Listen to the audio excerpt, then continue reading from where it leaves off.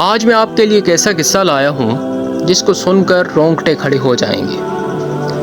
یہ قصہ حضرت محمد صلی اللہ علیہ وآلہ وسلم اور ان سے محبت کرنے والے ایک شخص کا ہے، جس کو پولیس یعنی وہاں کی شرطہ پولیس مدینہ منورہ میں چھوڑ نہیں رہی تھی، کیونکہ وہ اب غیر قانونی رہ رہے تھے۔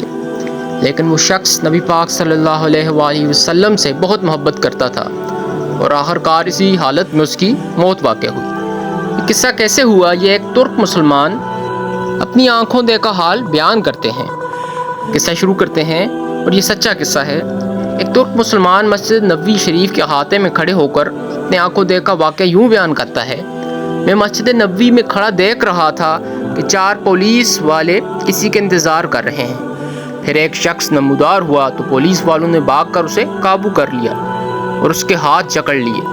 نوجوان نے کہا، مجھے دعا اور چند نفل کی اجازت دے دو، میری بات سن لو، میں کوئی بھکاری نہیں ہوں نہ چور ہوں۔ پھر وہ جوان چیخنے لگا، میں نے اسے دیکھا تو ایسے لگا جیسے میں اسے جانتا ہوں۔ میں بتاتا ہوں کہ میں نے اسے کیسے پہچانا۔ دراصل میں نے اسے کتنی ہی مرتبہ بارگاہ رسالت میں روتے ہوئے دیکھا تھا۔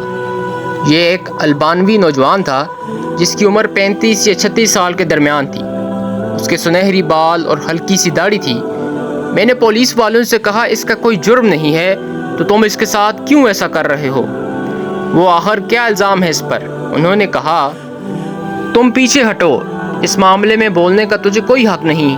لیکن میں نے پھر سے کہا، آخر اس کا تمہارے ساتھ کیا مسئلہ ہے؟ کیا اس نے کوئی چوری کی ہے؟ انہوں نے کہا، یہ بندہ 6 سال سے ادھر مدینہ شریف میں رہ رہا ہے، لیکن اس کا یہ قیام غیر قانونی ہے۔ ہم اسے پکڑ کر واپس اس کے ملک میں بھیجنا چاہتے ہیں، لیکن یہ ہر بار ایک ہی جال سے بھاگ جاتا ہے، جا کر روضہ رسول صلی اللہ علیہ وآلہ وسلم میں پناہ لے لیتا ہے۔ ہم اسے اندر جا کر گرفتار نہیں کرنا چاہتے تھے۔ میں نے پوچھا، تو اب اس کے ساتھ کیا کرو گے؟ تو پولیس کہنے لگے، ہم اسے پکڑ کر جہاز پر بٹھائیں گے اور واپس البانیہ بھیج دیں گے۔ نوجوان مسلسل روئے جا رہا تھا اور کہہ رہا تھا، کیا ہو جائے گا اگر تم مجھے چھوڑ دو گے تو؟ دیکھو، میں کوئی چور نہیں ہوں، میں کسی سے بھیک نہیں مانگتا، میں تو ادھر بس محبت رسول صلی اللہ علیہ وآلہ وسلم میں رہ رہا ہوں۔ پولیس والوں نے کہا، نہیں، ایسا جائز نہیں ہے۔ نوجوان نے کہا، اچھا، مجھے ذرا آرام سے رسول اللہ صلی اللہ علیہ وآلہ وسلم سے ایک عرض کر لینے دو۔ پھر نوجوان نے اپنا منہ گنبد خضرا کی طرف کر لیا۔ پولیس والوں نے کہا، چل کہ جو کہنا ہے۔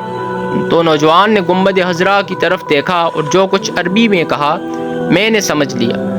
وہ نوجوان کہہ رہا تھا، یا رسول اللہ صلی اللہ علیہ وآلہ وسلم، کیا ہمارے درمیان اتفاق نہیں ہوا تھا؟ کیا میں نے اپنے ماں باپ کو نہیں چھوڑا؟ کیا اپنی دکان بند کر کے اپنا گھر بار نہیں چھوڑا؟ اور یہ عہد کر کے یہاں نہیں آیا تھا کہ آپ کی جوار رحمت میں رہا کروں گا؟ حضور، اب دیکھ لیجئے، یہ مجھے ایسا کرنے سے منع کر رہے ہیں۔ یا رسول اللہ صلی اللہ علیہ وآلہ وسلم، آپ مداخلت کیوں نہیں فرماتے؟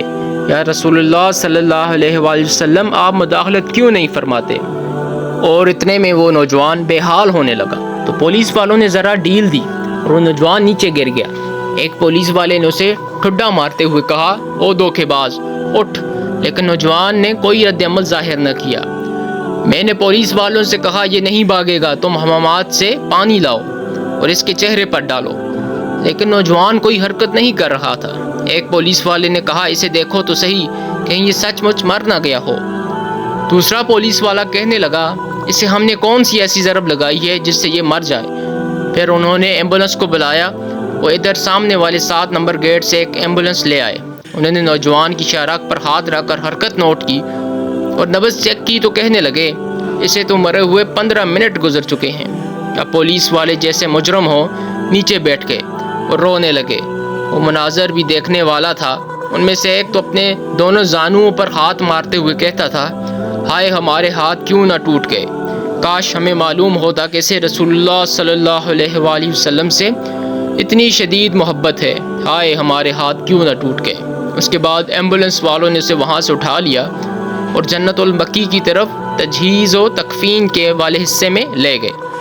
غسل کے وقت میں بھی وہی موجود تھا۔ میں انہیں کہتا تھا، مجھے بھی ہاتھ لگانے دو، مجھے بھی اس کی چارپائی کو اٹھانے دو۔ جب جنازہ تیار ہو کر نماز کے لیے جانے لگا تو پولیس والوں نے مجھے کہا، ہم نے جتنا گناہ اٹھایا ہے بس اتنا کافی ہے، اس سے ہمارے سوا اور کوئی نہیں اٹھائے گا، شاید اسی طرح ہمیں آخرت میں کچھ رعایت مل جائے۔ میرے سامنے ہی وہ نوجوان بار بار کہہ رہا تھا، یا رسول اللہ آپ مداخلت کیوں نہیں فرما رہے؟ دیکھا پھر رسول اللہ صلی اللہ علیہ وآلہ وسلم نے مداخلت فرما دی اور ملک الموت اپنا فریضہ ادا کر کے اسے آپ تک ہمیشہ کے لیے پہنچا دیا۔ اللہ ہمیں اپنے حبیب صلی اللہ علیہ وآلہ وسلم کی ایسی ہی محبت عطا فرمائے، آمین ثم آمین یا رب العالمین۔ تو یہ تھا آج کا ایک سچا واقعہ جو ایک ترک شخص بیان کر رہا تھا، اس کی آنکھوں دیکھا حال۔ یہ ہے حضور پاک صلی اللہ علیہ وآلہ وسلم کے سچے واقعات۔ ایسے کئی واقعات سے تاریخ بری پڑی ہے۔ اللہ پاک ہمیں بھی ایسی محبت کی توفیق عطا فرمائے۔ اب ملتے ہیں اگلے قصے میں۔ میرے چینل کو لازمی لائک، سبسکرائب اور شیئر کریے گا۔ اللہ حافظ۔